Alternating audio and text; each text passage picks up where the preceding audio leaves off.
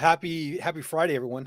Late update. I apologize for that. I had tech issue earlier. I wanted to get home and do kind of an update before I went to a graduation. And so luckily I was able to kind of juggle everything that I had going on my plate and make the graduation and see that event. And it was really, really cool. And so I'm thankful for to have some normalcy back in my life. But I want to touch base about what happened today and where we're at. And so that's kind of where we're at. So if you guys are tuning in, please like, comment. That's what drives this thing out. So I appreciate you guys kind of bearing with me and kind of allowing me to kind of collect stuff together so I can come to you guys. So it was a long week. It was a long week up there. And I appreciate you guys all tuning in and kind of being a part of it and all of your support. It really meant a lot. All the people that came to be a part of it and kind of witness what was going on up there. I really, really appreciate that. Really meant a lot to have all those friendly faces, and it made it so it wasn't such a lonely situation for me. And so some of the highlights obviously was, which I kind of filled you guys in. There was a lot of almost like a parody. The stuff that I saw up there that was supposedly, I don't see how this is all legitimate, and so a lot of what I'll talk about tonight is I'm going to do a kind of a quick one because I'm going to follow up with written word, just because it's easier kind of for me to kind of put it out in different platforms. And there's a lot of people that are wondering, what exactly happened, especially today because I haven't done an update today. And so we have some things going on and some things that we need to be aware of. We're going to take some really good information. We're going to have some successes and we're going to celebrate those successes.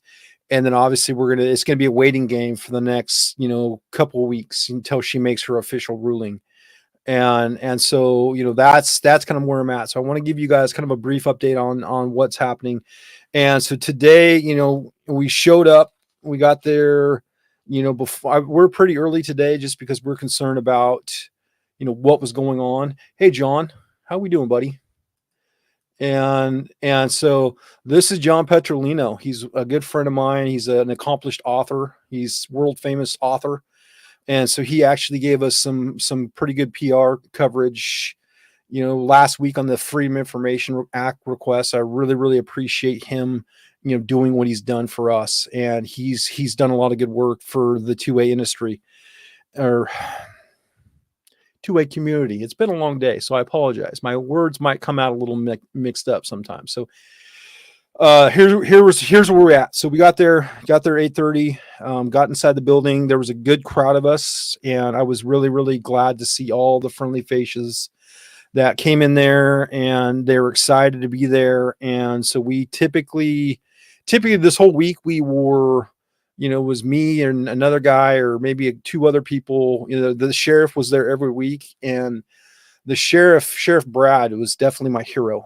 And so with that, it's really great that I was able to kind of form a good, friendship with him and hear about the way he represents his county, and just a solid individual. And he's one of the chief plaintiffs today, this week in this case. And so from that, the court, we started with some formalities in the court, and then we went into the closing arguments. Obviously, our side started off first, and it was Matt Rowan, and I believe he's from the East Coast. I believe there's a constitutional scholar background as well as an attorney.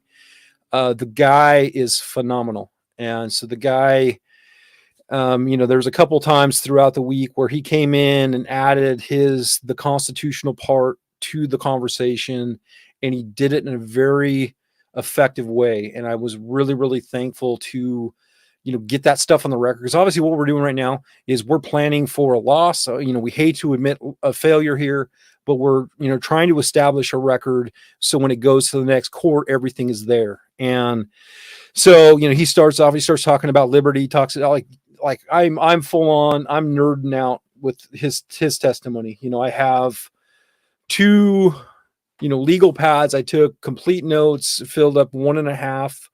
I ran out of ink in one of my pens yesterday, which I'll talk about tonight. And So, that was hard, because I was trying to do all this stuff and all of a sudden the pen goes dry and I'm like, uh-oh, I don't have a backup. And so that kind of sucked. And that was the end of the day. And luckily I was able to kind of limp through it and, replenish my supplies so I could be ready for today. And that's something I did last night after I did the video. And so, from that, we, the closing argument on our side, I felt really, really good about it. I felt like as soon as we took a break, there was a lot of us out in the hall there, and we were celebrating. I mean, the way he talked about the issue, and the issue is keep and bear. Okay, so there are two pillars, and the way he basically framed this argument is, when we're talking about a permit to purchase, so there's a what they call a shall issue regime. And so this is all legal jargon. This is all stuff that I'm learning as I'm being in the room with them. And so that's why I'm taking all these notes. And so from that, he was able to articulate the way Bruin, the way Heller talks about these shall issue regimes. The problem with Measure 114 is there's a little section in there that talks about the discretion of law enforcement or the permitting agent. And so with that's a really, really dangerous, because it makes it an objective decision on that permitting agent, which is typically going to be law enforcement. And so what it does is sets up a situation where the permitting agent can look into the background, like social media could be the way you look when you go in to apply for the permit to purchase. I mean, all these different things that are objective, personal opinions of you, and they could turn that into a denial of your right to have this permit so you could go purchase your firearm. And so that's what was really, really important is for him to articulate the way he did, because he said, you have the keep, you have the bear, there's separate issues. They have this pillar. If I take out one, there's a good chance I could affect the other, right? And so you take what's a shall issue, because after the Bruen decision last year, all of these states, we look at Hawaii, we look at New York, we look at California, we look at all these, New Jersey, they've had to go to a shall issue state. And so the problem with the state's argument all week, and I can speak a little bit more freely now because of, courts ended. And so there's no way that this is going to affect the testimony. So this stuff is probably going to be the best complete information that I can give out. And so, from that situation, it's really, really important to understand they were the state of Oregon and their defense, and there's an intervener. So we actually had the state of Oregon, though we also had the intervener, and then we had 4 cases going together. And absolutely, Rowan did an amazing job.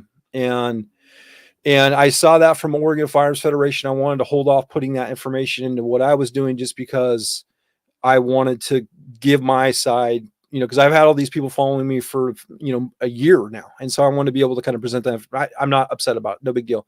But, that's where I was kind of going at it is Rowan, Rowan did a really, really good job. And so we're talking about the permitting issue here. Is the state of Oregon is trying to say that, and they're trying to paint it like it's going to be similar to a concealed carry license or a CHL. But it in face value, Rowan did a very, very good job saying that this is not the same thing. Okay, so when you obviously the permit to purchase is separate from a concealed carry license, right? Throughout history, there's been licenses to bear in the historical evidence when it comes to our 2A, and it's never prevented somebody from acquiring an arm. And so he was very, very good with that. And so from that, he was able to, paint this picture where it was going to, set us up for no matter what was going to happen, because they were going to respond. So basically we would go first, they would respond. It started with the interveners, which is basically Lift Every Voice's attorney. And then the state of Oregon would go, and then we had the final rebuttal. And so, like I kind of focused on yesterday, with the stuff that came out of the state was all emotionally driven. And so it lacked a lot of data. It lacked a lot of hard facts.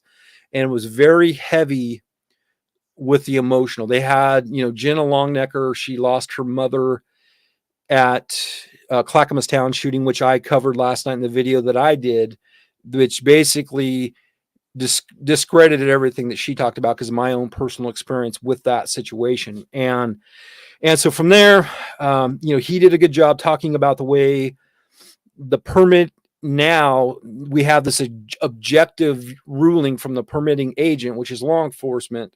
And so they could make the decision to either approve or deny, right? And so then that person, if they were denied, they would have to go through the appeal process, but what he was saying is this is a denial of our basic fundamental rights. And in the way it was brilliant the way he talked about it, because the big about Bruen is Bruen viewed our 2A rights is not a second class right. And so that's what's really, really important. We have the First Amendment rights, so it gives us the right to do what I'm doing right now.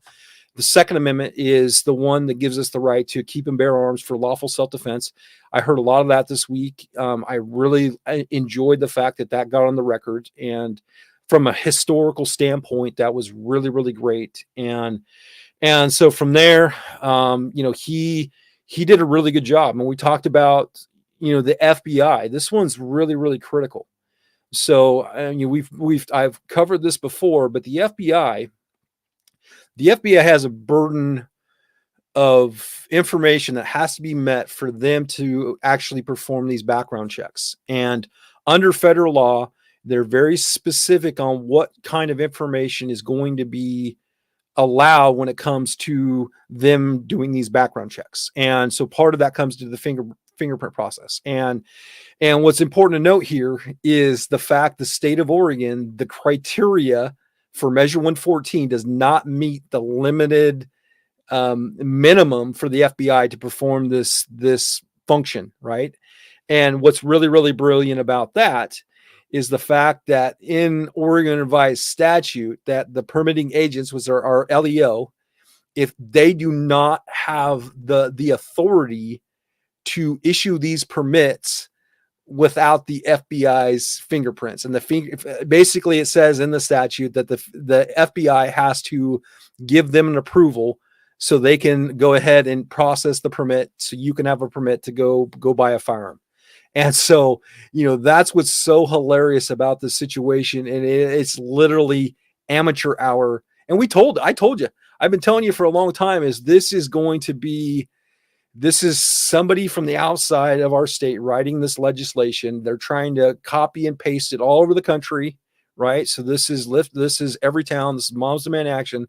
These are the ones that are going to be, spearheading these situations. And so from that, it's not well thought out. They don't understand. Obviously, they're all attorneys, but there's details that they missed in this situation. And so what it did is it left us a huge opening, for this thing to be struck down. The problem is there is a severability clause. So if, let's say the permit to purchase thing is struck down, then there's still going to be the magazine capacity that we're going to have to deal with. I did talk to our attorney in state court. I gave him an update on my way home. And so I gave him things to look at when it comes to his case. It's coming up in state court. His is going to be a little bit different burden of proof because we're going to be dealing with the state constitution, which is Section 1, Article 27 of the Oregon Constitution, which is, something that is very much more, it's a little bit more cut and dry when it comes to our 2A rights than the actual federal 2A. And so that's a really, really important thing to note there. And yeah, so we went back and forth. Then we got to the, obviously the magazine capacity thing, and the way that he's, just describing this, I'm just cheering. Like I'm looking at the people next to me, and I'm like, is this really happening? Because I was so proud of what the situation that he was painting for us on the record. And so he talked about our witnesses and how our witnesses said that magazines, and what was brilliant is he went after their expert witness, because the Lucy Allen, which I talked about, the data issue that we had with her. And so with that situation, we talked about how there was 2.2 on average, right? There was 2.2 bullets fired in most defensive shootings that she studied, right? She was the one that also talked about the mass shootings where there's only been 179 across the country, and that's since 1982. And so, which is a big difference than what Moms Demand Action Everytown is reporting when it comes to mass shootings. And so that data is definitely skewed. And so with this situation and the way Rowan painted this, which was absolutely amazing, is when we're talking about a fundamental right, and the way he did it for the judge, it's not a fundamental need. And so, when we're talking in common use, which is that's what been the big debate historically, is what's going to be considered in common use, is literally there's millions of these firearms, there's millions of these magazines, and all of these are being used for lawful purposes by law-abiding citizens, which is hunting, sporting, self-defense, which is all stuff that's protected under the Second Amendment. And so, that was like, I was so jacked up because of this. And I was so happy to hear this stuff. The whole time I'm studying the judge. So every time he would, have something, as I'm done with my notes, I would look up and kind of look at what her demeanor is. Cause I want to know what she's thinking. Is she scowling? Is she nodding? Is she, paying attention to what he's saying? Is she, taking notes? I mean, this is all stuff that I kept record of everything, right? So everything that everything that happened, I was very, very particular about the notes that I took. And so, that ended, we went outside. It was great. We were very, celebratory. And so are you guys seeing this?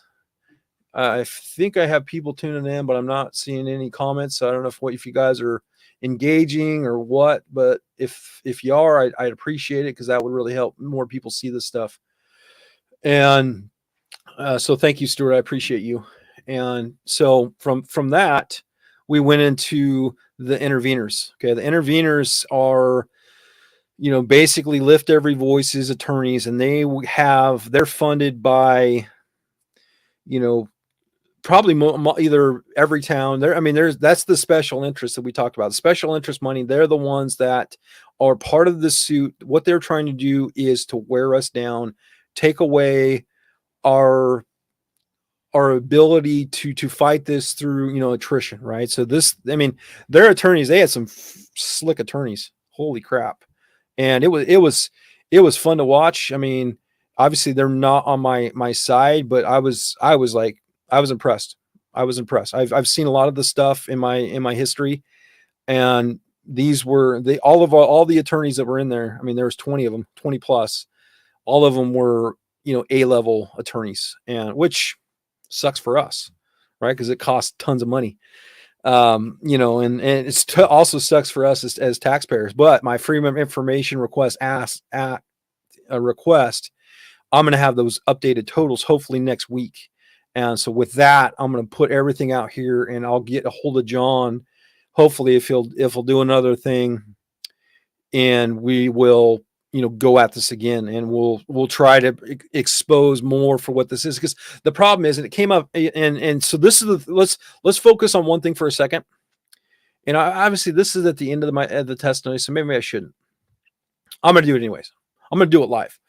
So we're talking about part of the issue here is, and I've been saying this for a long time, is this should have been handled in rules as opposed to being rammed through by the Attorney General and the Secretary of State.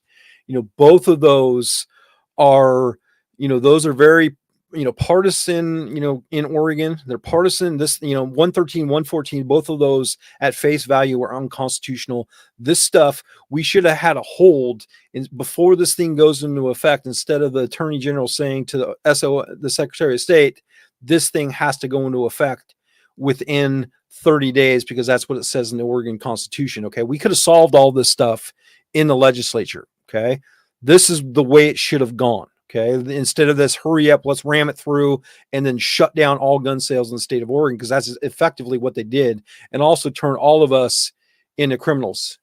And so, that's kind of where I'm at. Is this, we were putting the cart way before the horse. The cart's on fire, and it's cost us literally millions of dollars, millions. And so that's taking away from critical services that we need to provide for, mental health issues, the homelessness, drug treatment, all this other stuff that's affecting our roads, all this stuff. That's something that we need to focus on. This is totally a misappropriation of our tax dollars, because this is not the way it should have gone.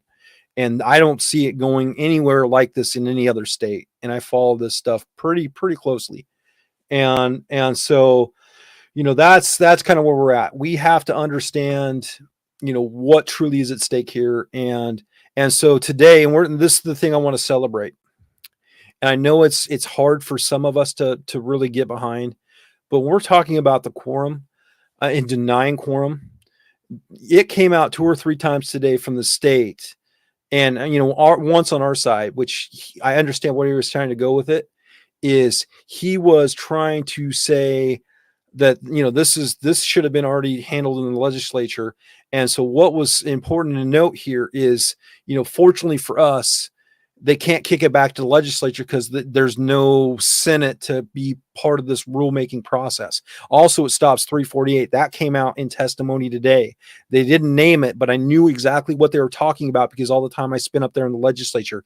So the state of Oregon, their defense was trying to punt back to the legislature, saying that they have another bill ready to go that is going to be a follow-up and an improvement to Measure 114, which everything I saw out of 348, it's not an improvement, actually makes the whole system worse. And the only benefit is, yeah, absolutely, right here. It's a disgraced Secretary of State.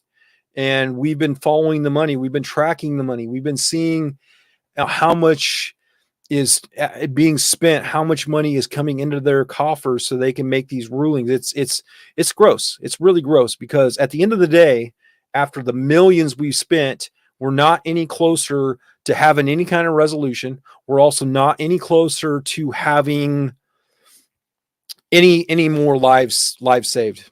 And so 348 is an absolute disaster. Every anti-gun bill this year.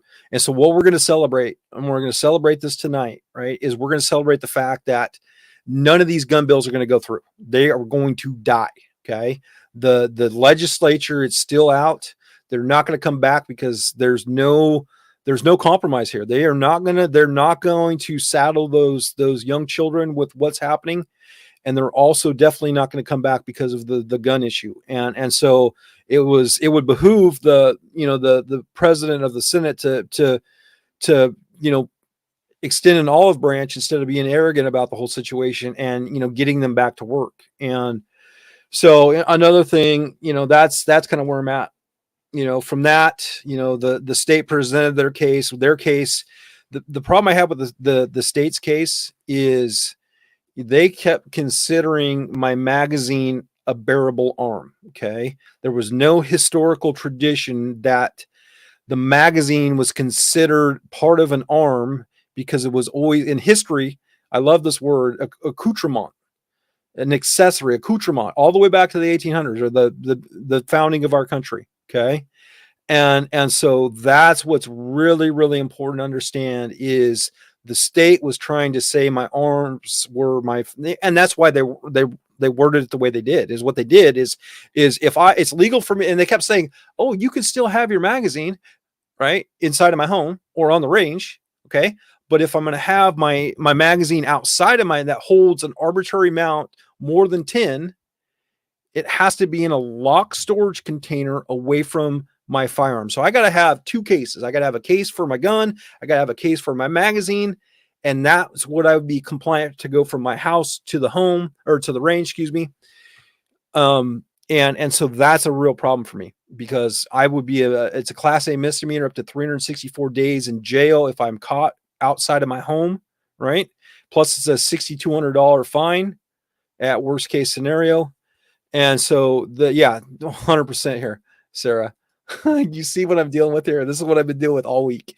It's not a bearable arm. Okay. It's an accoutrement. It's an accessory. Right. And, our side, our expert witness, Mark Hanish, did a really, really good job about talking about the way the firearms manufacturers actually build some of their guns specifically around the magazine. And so, that was really cool to hear. And so the base plate, that's another thing. Thank you for bringing that up. That's where I was going next, is the base plate. Okay. That is what's really, and this is our argument, right? Is the vagueness of this law. Okay. So what this does, it talks about removable base plates. Okay. So my removable base plate in the language of this bill is even though if it's a 10 or under magazine, if it has a base plate that can be readily removed or restored to a previous capacity, it's technically illegal under this law, and it's vague. And so they also talked about this. You'll get this. You'll love this. This is going to be amazing. Okay, this is going to be amazing. Is they talked about historical firearms. So they talked about the Winchester 1863, which is a lever action repeater. Okay, and they talked about how the fixed magazine that's fixed, part of that was not considered an accoutrement because it's fixed, yet the stuff that is detachable is a bearable arm. And so like what they didn't talk about, which I really wish our side would have brought up, is the fact of the matter is, okay, you said that, that's being the gun guy that I am. I'm like, come on, bring this up, and I'm sitting in the crowd, but I know, they got their plan. I'm not gonna interrupt. I don't want to yell, but I can't, because it's that easy. It's that easy to dunk on them, and that's what it was. And we're talking about the fixed magazine, a tube magazine for pump action shotgun, a Marlin 22, right? Is they said that is part of it, okay? But with the 12 gauge, like a defensive shotgun, since I can put little mini shells in there, that can hold over 10 rounds. And so technically, as much as they were saying that the fixed magazine is considered part of the firearm because that's an actual arm and that's bearable arm, and that's protected under the Second Amendment, your language of Measure 114 just said that gun is going to be illegal under this bill. And so it's like you're sitting, it's like watching a slow moving train wreck. It is, and all I see is it's like a running clock it's almost like the debt counter. You ever seen the debt counter where it goes to trillions? That's just what I'm thinking in my head is I'm doing these like calculations. I'm just seeing the money just you being fleeced out of us. And, I just, it's unreal. And so part of it is comical, and I try to, because I don't want to cry because it's really that dumb. And so, they tried very hard to discredit our expert witness, and that was there. And they talked about the permit to purchase, and that I'm going to save for my written post that I'm going to do tonight, because I want to make sure that I put out really what they say. I'm fried, and so I want to make sure that I put that out accurately, and so that's kind of where I'm at. Is I still have a lot of work to do before I go to bed tonight, just because I want to get this information out so I can kind of get this off my plate. And that's kind of where I'm at. Is they spend a lot of time discrediting our expert witness, and that was the state's defense. Let me back up. I misspoke. So the interveners, they went first. They actually had a better defense, but they started off with the old emotion thing, and those guys were very, very skilled. And so maybe I'll hold off more because I don't want to take too much of your time. It's 9:30 already. Oh, send in the clowns. Yeah, they're there. They're there.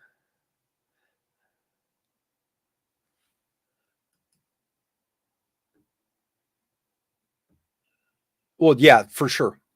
But it's not a bearable arm, and it's not protected under the Second Amendment because they were considering an accessory, an accoutrement. That's what they're trying to. That's what they're trying to paint it as. And instead of being something that helps facilitate the firing of the firearm, which is what our side demonstrated.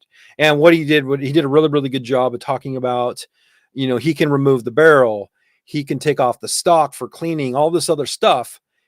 It's still an integral part of the firearm. And it doesn't, like, just because I take off the barrel to do maintenance, I can do that in a second. And there's thousands of this that happens thousands of times across the country a day. It still doesn't affect the fact that all of those have to be assembled to be the gun. And so, that's kind of where I was at, is a lot of this stuff is the experts they brought in, the experts they relied heavily on. They're book smart. They are not gun smart. And, they did a really, really good job of focusing on this part of the argument and missing the stuff out here. Like they're one of their data guys, which I have in my notes. I forget his first name. But it was yesterday. It was talking about how he studied all these defensive gun uses, and there was he was basically disputing all of this study done by William English, which is a pretty famous study, and it's been updated and everything like that. And so with that situation, he basically discredited, instead of, I follow the FBI statistics, right? So typically the data I see, and it's always changing, but a rough estimate is 250,000 to up to 3 million times guns are used in self-defense, lawful self-defense annually. And that's without even pressing that trigger. And so with that being said, it was countered by him. And he said that the true, and this is coming from his data and all his findings, that the true defensive gun uses was only 65,000 a year annually on the low end, up to 147,000 on the high end, which with 330 million people in this country, 110 million law-abiding citizens that are gun owners, 450 million guns that they know of in this country, I don't see how that data is accurate. I mean, just the averages. I mean, like samples, none of that jives. And, and so they put so much weight on but on his testimony, they're asking him about these defensive uses. And then they asked him a very pointed question, and they asked him, so how many of these defensive gun uses that you studied, how many of those incorporated, they call them a LCM, a large capacity magazine. I hate that term, but that's what they were calling. And so, he was citing, give me 1 second. Sarah, give me 1 second. Will English, he's from Georgetown. I'd have to find it, but they updated it last year. And what was great about our closing is our attorney brought that up. He goes, he made the quote, you ask moms of kids that are 3 to 16 about this certain data. He goes, why wouldn't you want to ask gun owners what they think? And it was like the light bulb went off on everybody in the crowd. It's like, is like this really happening? And so the fact of the matter is, their quote unquote expert would not look at the amount of defensive gun uses with magazines over 10, when that's what this whole argument is about, is literally insane. Like, why are we even here? I mean, I can't even be. So, that's the issue, is they spend a lot of money, spend a lot of time on these degreed professors that are political science experts that are now gun policy people that didn't dot their I's or cross their T's in this situation. What it did is it cost us a lot of money. They had a lady, they got her on the stand. She was billing the state of Oregon for $1,150 an hour for testimony. And so, that's kind of where we're at. It was tough. It was tough. And I don't want to take too much of your time, because I want to follow up with my written word, which I've really enjoyed it. I've really enjoyed, so a couple of the highlights, when we had the closing, we had the rebuttal, Rowan Rowan did a really, really good job bringing everything back. And he did a really, really, no, they were just citing us. So there's another thing that was really curious for me is with our expert witness, and when they were talking about studies, like Ashley, they did it a couple times, is there was objections that, were sustained when it talked about hearsay. Like she cited some study back in that era and they considered it hearsay, yet this guy, he here we go. Well, so that's so 1.67. Thank you, Sarah. I appreciate you. I hope you're doing good. I'm going to get on that screen and highlight that. No, William English wasn't there, but where I was going with this conversation before I got distracted is I don't know why, because William English wasn't there. Why is that's not considered hearsay? Some of the stuff they talk about Randolph Routh, which is a guy I really want to do some research. So I think he was from 1800s. He did some work that I think we should check into as Randolph Routh. And so, that's, see, it's right here. I mean, thank you so much, Sarah. And I'll put that in the group in our resource section. That's more legitimate than the quote unquote experts. And, so that was hard. I spent a lot of time biting my tongue. I spent a lot of time gritting my teeth. I spent a lot of time taking notes of and questioning marks because I knew things did not add up. It just, I spend too much time studying this stuff and I know the basic where I can find my information. Like what, obviously Sarah probably has this saved because of what she does. And so if you're not familiar with Sarah, she does some really good work on suicide prevention, Hold My Guns, which is a good information. Absolutely. Yes. Perfect. Good job. William English wasn't there. And so that's the problem. So let's talk about this.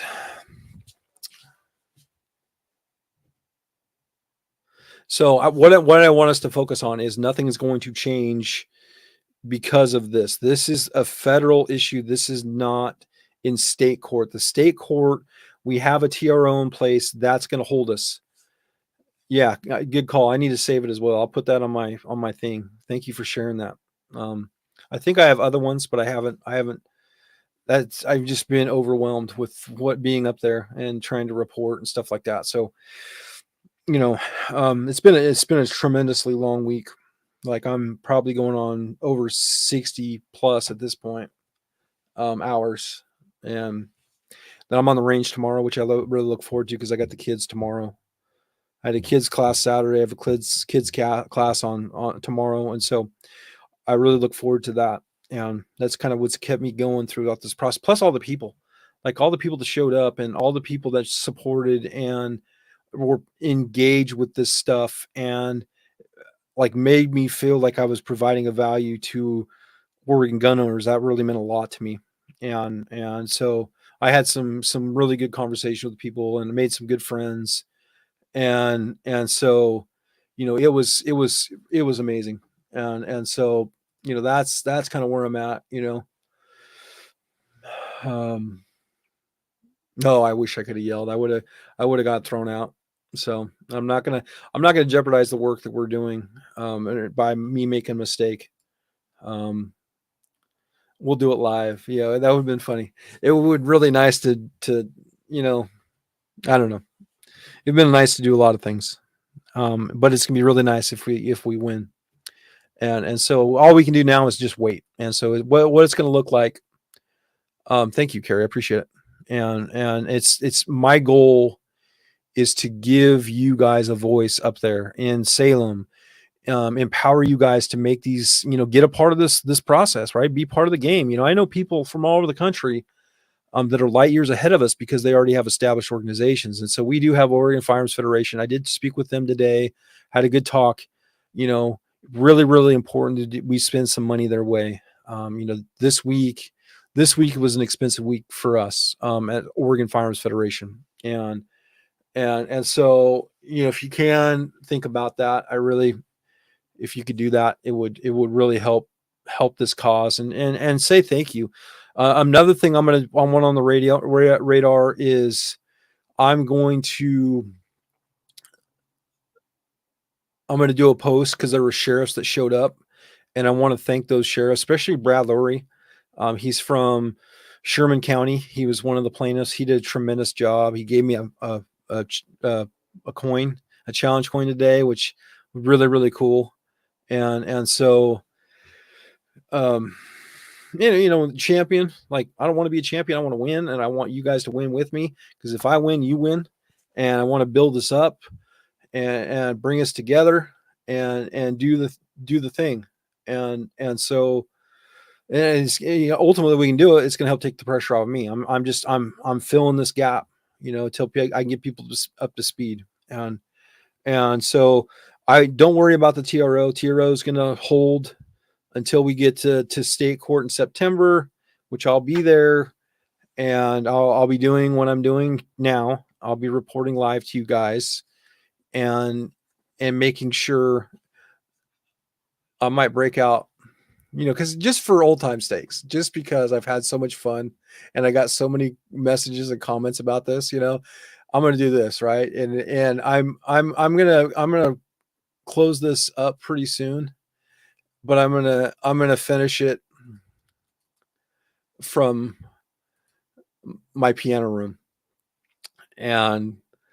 And so I got so many comments on that, and it was hilarious. I really had fun. I as much as it's a lot of work, I really did enjoy being able to make people laugh, because I've been in these dive hotels, like literally the room rates went up 50 to 100% over the weekend, because I was up there last weekend for business. And then, oh yeah, piano. I'm really good on the piano. I do chopsticks. I do great balls of fire, all sorts of different things. And so,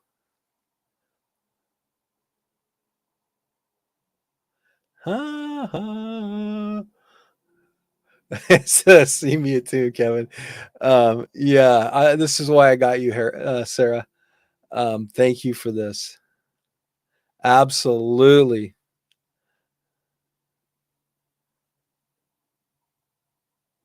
Absolutely. No, this is coming from their information. I wrote the notes down. Let me find that real quick, and I'll cite it. I'll cite it just so to clarify it. Okay. Um, Give me 1 second. Let me find this, because I really want to make sure that we don't have any confusion here, because people are going to see this and what are they talking about? And so I want to make sure everything's good.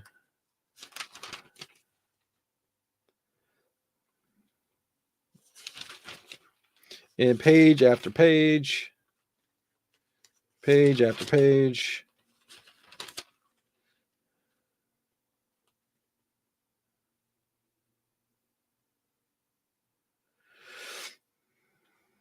Clarivas, that these are all guys that we need to, like Sarah.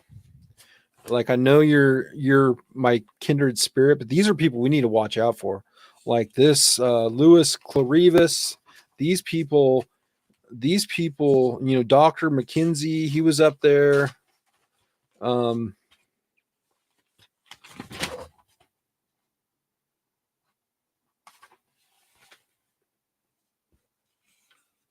sorry, I'm struggling. It's been so long day.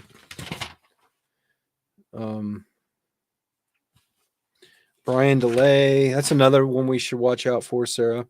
Is Brian DeLay. I'm sorry, I don't want to take up your time. But I want to follow this up. God.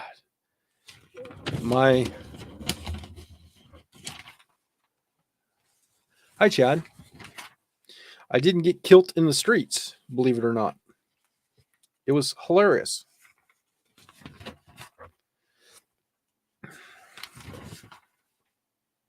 Anyways, I don't want to take any more of your time. So on this one, Sarah, what he cited, and I really wish I could find that. It would really make my day. He said it was 65,000 defensive gun uses on the. Oh, here it is right here. And so he quoted the census. Okay, which is odd to me, is this is where he's getting his data. He did bring up the 1.67 million, right? But he thinks that's low. And with the sample surveys that he does, he estimated it could have been as many as 12 million, which is like, okay, but then you came back to the National Crime Victimization Survey. That's the survey you should check out. Okay. And so that's where you're going to find that information, is the National Crime Victimization Survey, and that's done by the Census Bureau. It's a probability sample, and so it's going to be 65,000 per defensive gun use to 147,000 defensive gun uses. But you know, you don't like piano rooms, Chad. That really hurts. Well, I got something for you. Okay, just because I like jokes, because I'm just feeling this. It's casual Friday. Okay, and my back's against the wall here, and oh, I got to laugh or I'm gonna cry. So, oh, Sarah, you'll love this one. Okay, they also had a guy. This was a couple days ago, and I'm amazed it doesn't have any graffiti. I just did get home from Portland, so but anyways, so Professor Roger Pauly, he was one of their expert windows. He was talking about the Colt 911, and I don't know if you guys are familiar with the Colt 911, but it's a gun it wasn't in mass production, and it's the Colt 911. So I had a puzzled look on my face as I looked at another one of my fellow gun owners that had a puzzled look, because we had never heard of a Colt 911. We had heard of a Colt 1911, but details. So, what are you talking about? I'd count for 1,000 gun deaths in the streets. Yeah, for sure. Sarah, you brought so much value here. I appreciate you. And so, yeah, but that, I mean, I don't want to take too much more, because I really have other stuff that I need to do to get ready for tomorrow and still finish my final post. But I mean, the gist of it today is, we scored early, and it did, really some really important things. I went to the intervener.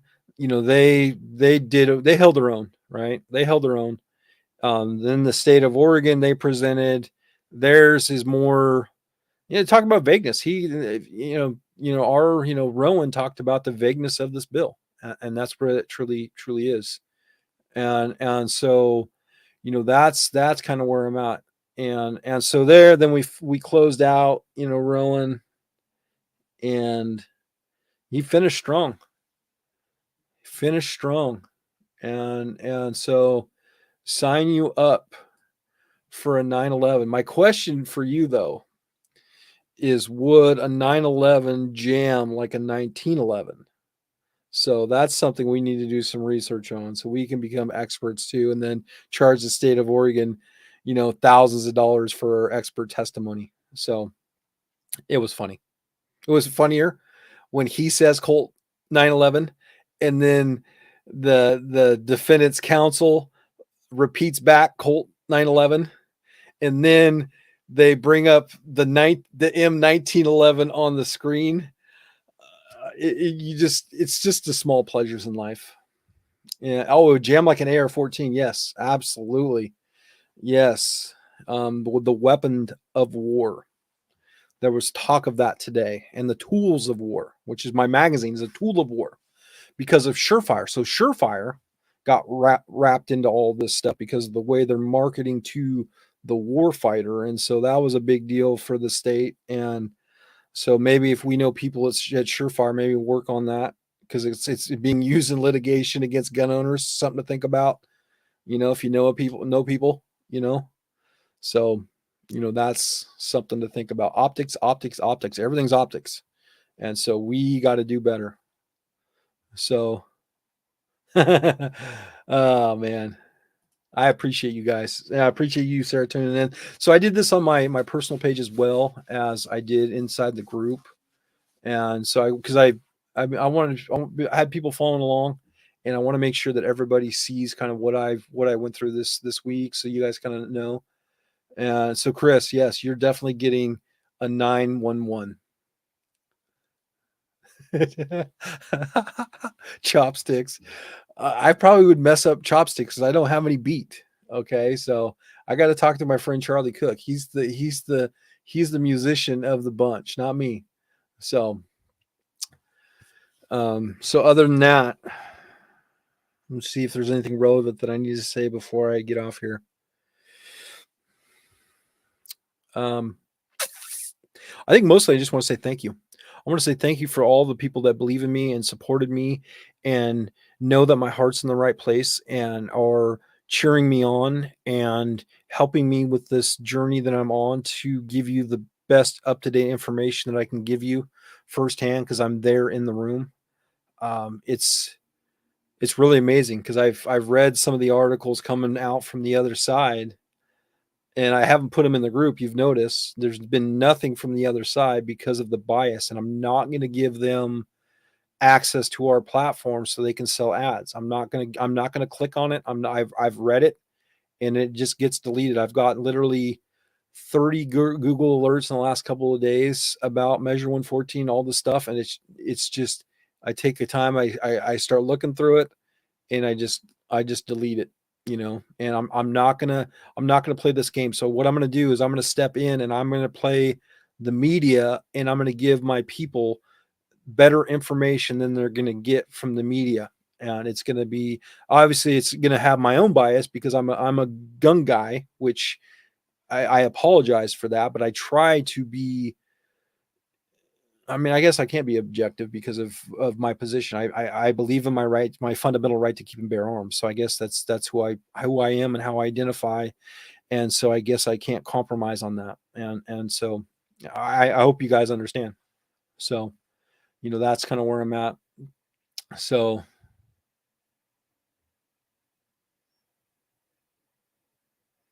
Daniel. Yeah, no, I appreciate you. So, and thanks for tuning in, Sarah. Appreciate it. I hope everything's going good. Yeah, I love that. That's what it is, right? So the only way we get to keep and bear these arms is by giving the information in a way that it can be picked up by everyone and not just those that want to see the information. So I try to be very, very careful. But there's a lot that comes with these rights, and part of us is getting us off the couch and into the fight here in a way where we're going to be effective. So coming up in the next couple, well, I'll put this on my personal page so you guys can kind of see, because in the group that I run, we are going to be doing, media training. We're going to be doing, training on, letters to the editor. We're going to be doing all this stuff. So we're going to become more effective advocates, like the listen and learn that we already do. We're going to be bringing in experts from all the country that specialize in this stuff. And we're going to teach you how to prepare for TV interviews. We're going to prepare you how to be better advocates to help protect our rights, because the most powerful thing that we have is, dang it, is this right here. It's behind the wall. And so if we can figure out how we use technology to our advantage, we are going to be better at this. Absolutely. Absolutely. It's a basic fundamental right. And it's something that's the one thing. And Sarah, since I got you here, I'm going to give you my famous drawing. Remember that from Saturday Night Live, when Saturday Night Live was funny? So my drawing, and I do it a lot for the group, is we're talking, and this is an artist rendering, and this is a horrible artist rendering, right? I can't even show you that one's bad. Give me 1 second, please. Is we got a 0, 0.